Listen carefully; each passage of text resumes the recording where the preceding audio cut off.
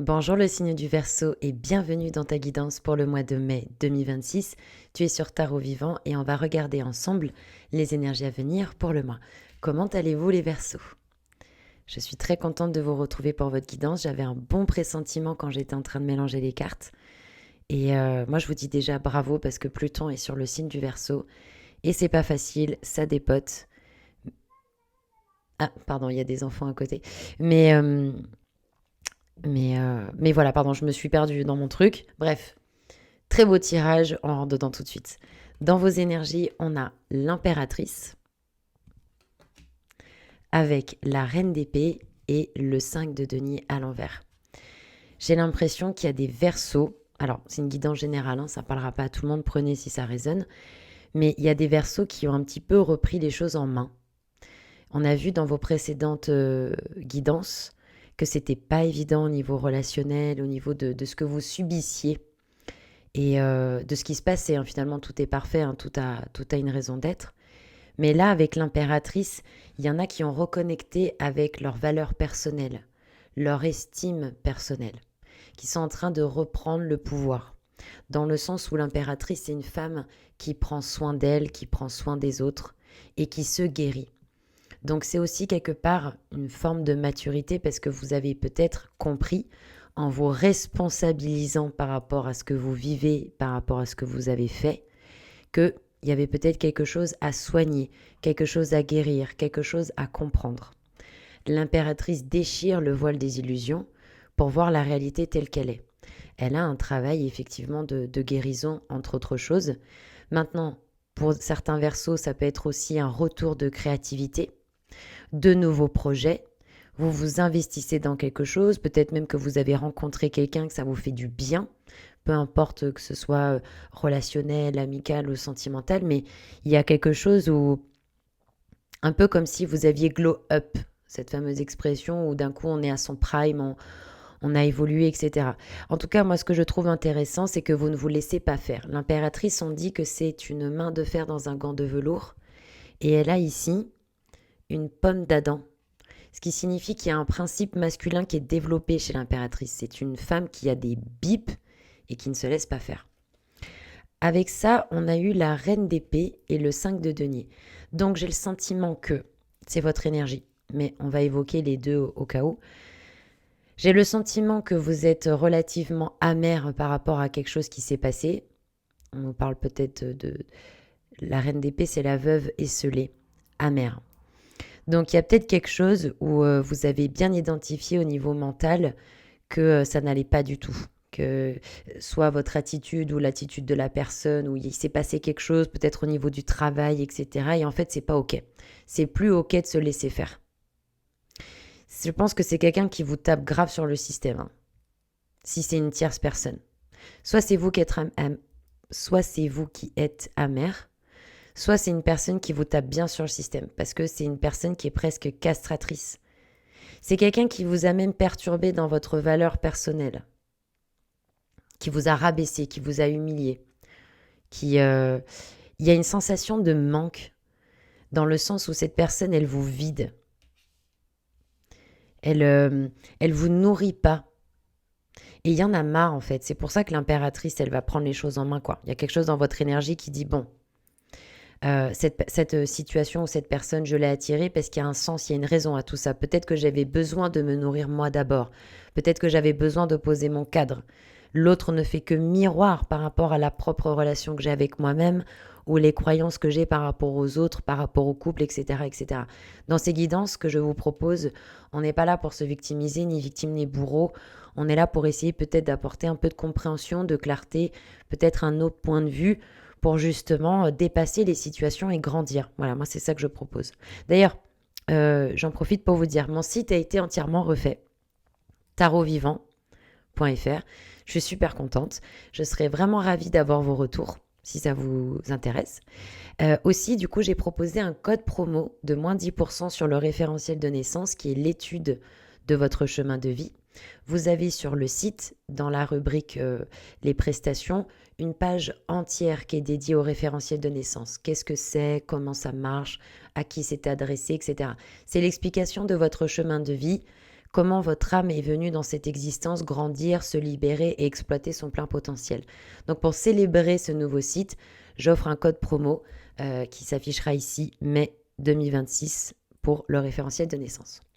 On continue. Vous avez dans le message pour vous le pape, arcane de coupe comme l'impératrice, avec le 8 d'épée et le valet de coupe. Alors je vais vous dire tout de suite ce que je viens de capter là intuitivement. C'est comme si on vous disait de croire en l'amour, que même si là vous êtes dans une situation qui est difficile sentimentalement parlant, il y a toujours la possibilité de quelque chose comme si le meilleur pouvait arriver. Par exemple, vous êtes dans une relation depuis 1 an ou depuis 10 ans, c'est compliqué, les choses peuvent s'améliorer. Vous êtes seul et vous espérez rencontrer quelqu'un, c'est possible. Je ne sais pas, c'est ce que entre le 8 d'épée, le pape et le valet de coupe, c'est ça qui m'est venu intuitivement. Maintenant, ce qu'on peut aussi nous dire avec le pape dans le message, c'est que ça vous ferait beaucoup de bien de communiquer.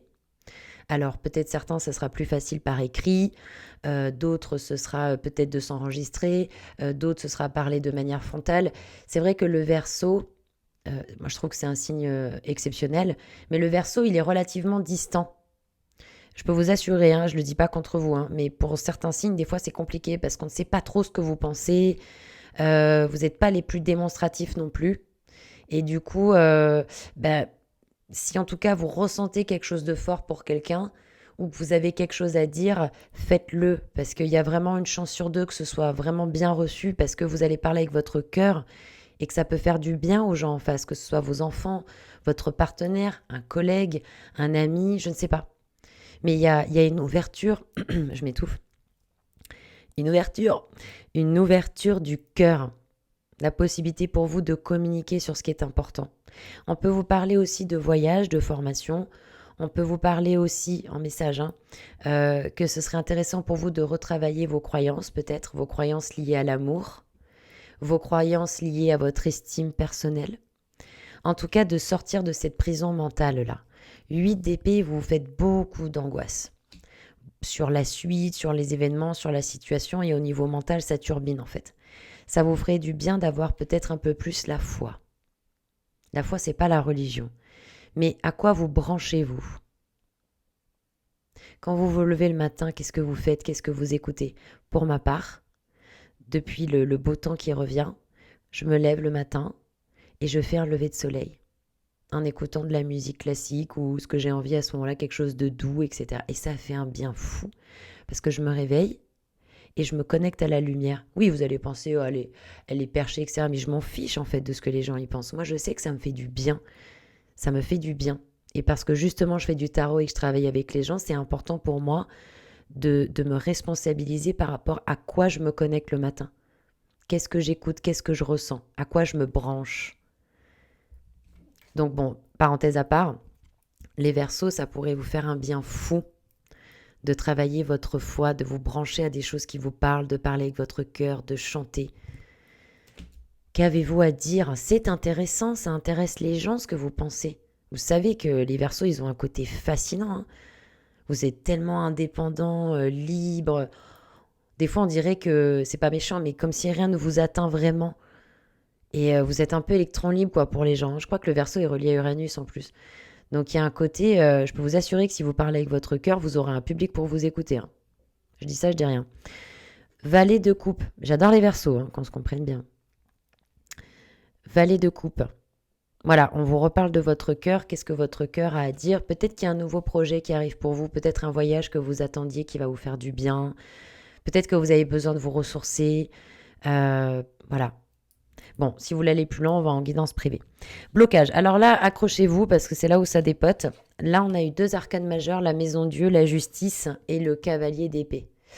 Alors, les Verseaux, moi je ne vous connais pas dans la vie, je ne sais pas quand est-ce que vous êtes nés, etc. Mais là, ce qui ressort en fait dans le blocage, c'est qu'il y a une énorme carapace qui a du mal à tomber. Dans le blocage. Il y a 2 options. Soit il s'est passé un événement qui vous a vraiment perturbé parce qu'il y a quelque chose qui s'est effondré, un projet, une relation, la maison que vous deviez avoir, c'était pas possible, ou il y a eu des intempéries ou un truc comme ça. C'est possible. Et donc, vous avez une profonde sensation d'injustice et puis vous avez juste envie de prendre vos jambes à vos coups et de partir en courant. Soit, deuxième option, il y a un problème de carapace parce qu'en fait, vous avez du mal à laisser tomber certaines choses dans votre façon de penser qui peut être très dure, très sclérosante, etc. Sauf que le travail a commencé et vous avez Pluton sur vous en fait. Pluton, la transformation, le grand ménage pour notre plus grand bien. Et donc vous êtes là en train de paniquer parce qu'il y a peut-être des choses qui ont bougé.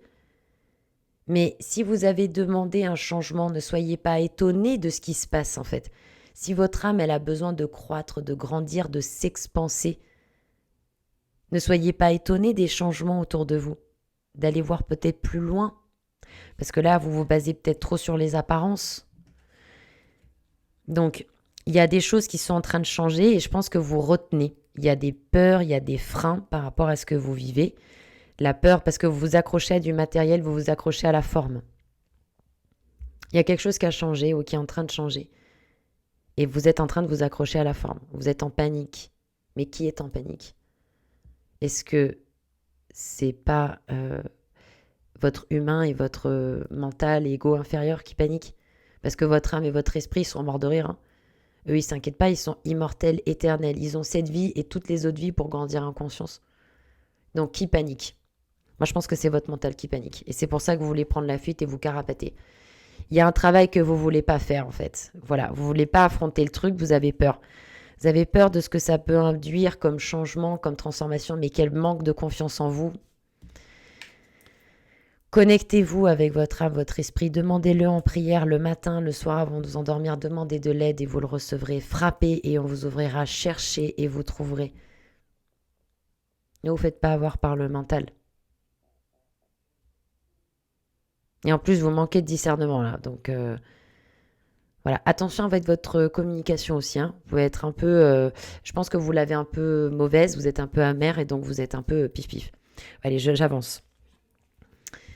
Vous êtes un peu pif-pif, ça veut absolument rien dire. Excusez-moi, je suis fatiguée comme tout le monde avec ces énergies depuis le début de l'année. J'ai l'impression qu'on se prend des trains ou des machines à laver. J'avais envie de faire une miniature avec une machine à laver parce qu'on est tous là dans un cycle. À peine le cycle est fini, ça redémarre. Non mais vraiment, si on finit l'année, les gars, ça sera incroyable. On sera vraiment des survivors. Bref, soyons positifs. Hein. C'est juste que je trouve qu'au niveau énergétique, ça brasse, c'est éreintant. Mais bon, force est de constater que c'est pour notre mieux. J'espère. Allez, concentré. Potentialité du mois. L'ermite à l'endroit. Avec le 5 de bâton à l'envers et le 9 de denier. C'est super chouette que vous ayez ces cartes, les Verseaux. Parce que l'ermite vous propose déjà de calmer un peu le jeu. L'ermite, c'est je prends mon temps.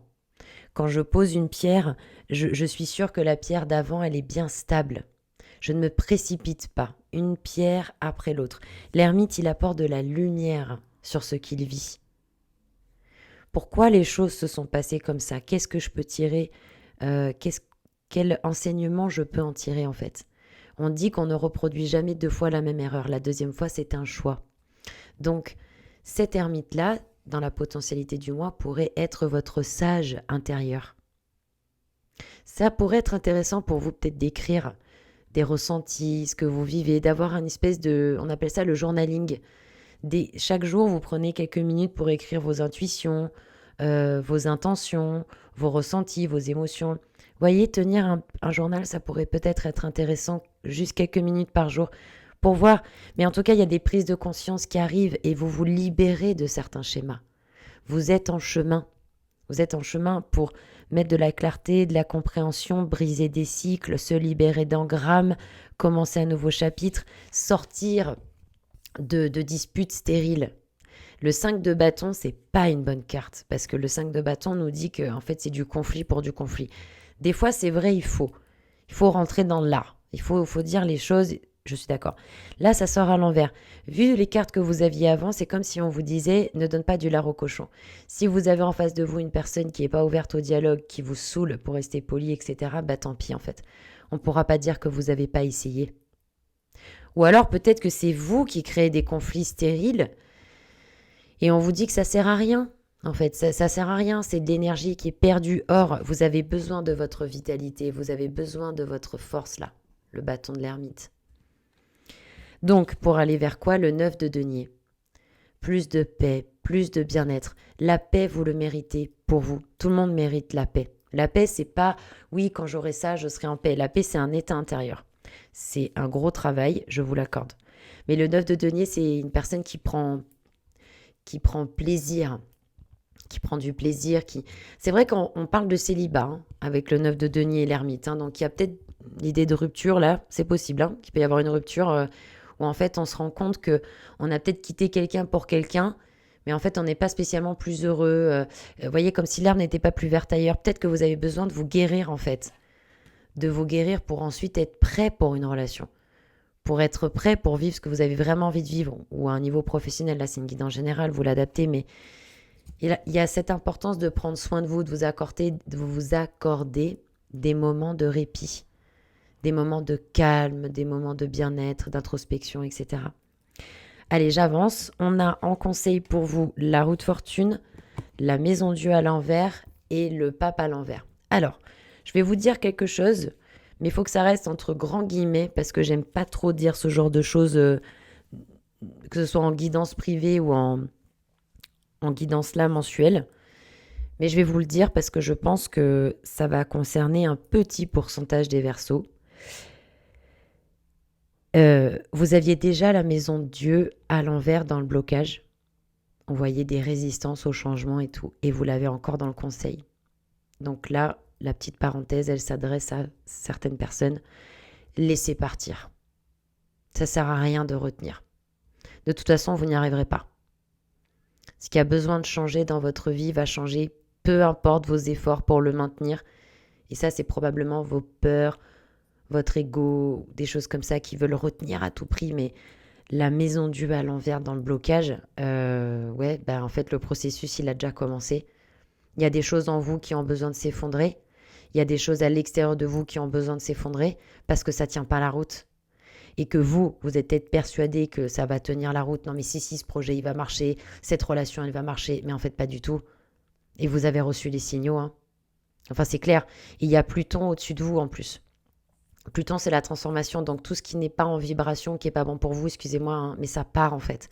Ça s'en va. C'est comme ça. C'est comme ça. Donc du coup, voilà, pour certains, là, maison Dieu à l'envers, ça sert à rien de retenir. Le ciel sait ce qu'il fait, hein, parce que le ciel conspire pour votre évolution. Le ciel est toujours là. Le ciel, Dieu, nous aime profondément. Eux, qu'on mette une vie ou l'éternité, ils s'en fichent. Donc faites confiance, hein, c'est pour ça que vous avez eu le pape. Hein. À quoi vous branchez-vous là? À quoi vous branchez-vous? Donc voilà, parenthèse fermée. Maison Dieu, roue de fortune. Donc, et le pape, hein, tout à l'envers. Donc, c'est intéressant, vous aviez eu le pape dans le message et là, vous avez pape à l'envers. Il y a des choses, c'est pas encore le moment de les dire. Alors après, à vous d'adapter en fonction de ce que vous vivez. Hein. Mais semble-t-il, il y a des choses qui sont en train d'être retravaillées au niveau de votre valeur ou de vos ressentis, etc. Il y a des choses, ce sera le moment peut-être après de le dire. Tiens, on va demander pourquoi vous avez le pape à l'envers. Roue de fortune à l'envers dans le message aussi, c'est attention aux émotions. Parce que quand elle est à l'envers, cette carte, on a l'eau des émotions qui en fait détruit la roue. Donc vous perdez votre centrage, votre équilibre, parce que les émotions partent dans tous les sens. Il y a un travail à faire avec les émotions, de compréhension. J'ai attiré cette personne, cette relation, cet événement. Qu'est-ce que cet événement, qu'est-ce qu'il a à dire cet événement? Qu'est-ce que ça dit de moi? Qu'est-ce que ça dit de blessures que j'ai peut-être pas guéries, etc. C'est ça, hein, l'ermite. Et après, vous avez la roue. Donc, pensez, mais pensez bien. Et trouvez votre centre. Ne laissez personne perturber votre paix. Ne laissez pas les événements perturber votre paix. Gardez votre centre. Allez, on va demander pourquoi le pape dans le conseil à l'envers pour vous. Ah d'accord. Donc là, c'est vigilant sur votre communication parce que... alors, attendez, il y a un autre truc qui m'est venu. avec tout le respect que je vous dois, il y a des Verseaux qui vont pas dire la vérité, qui vont dire quelque chose pour faire plaisir à l'autre, alors qu'ils ne le pensent pas. C'est pas la peine de faire ça, vous allez faire plus de dégâts qu'autre chose. Et l'autre chose qui m'est venue en le voyant, c'est qu'en fait, vous pouvez être très très dur dans votre façon de parler, parce que vous êtes amer et tout, ok. Défoulez-vous sur un sac de boxe, défoulez-vous avec un thérapeute en consultation, marchez dans la nature, je sais pas. Extériorisez tout ça, mais attention, vous pouvez faire des dégâts en fait, hein, c'est ça qu'on vous dit. Vous pouvez faire des dégâts avec votre façon de parler. Voilà. Donc, laissez faire le processus, recentrez-vous sur vous-même, accompagnez-vous. On se retrouve en juin pour de nouvelles vidéos. Merci pour vos retours sur cette guidance. Merci pour vos retours sur le site. Prenez bien soin de vous, tout le meilleur et on se retrouve début juin. À bientôt.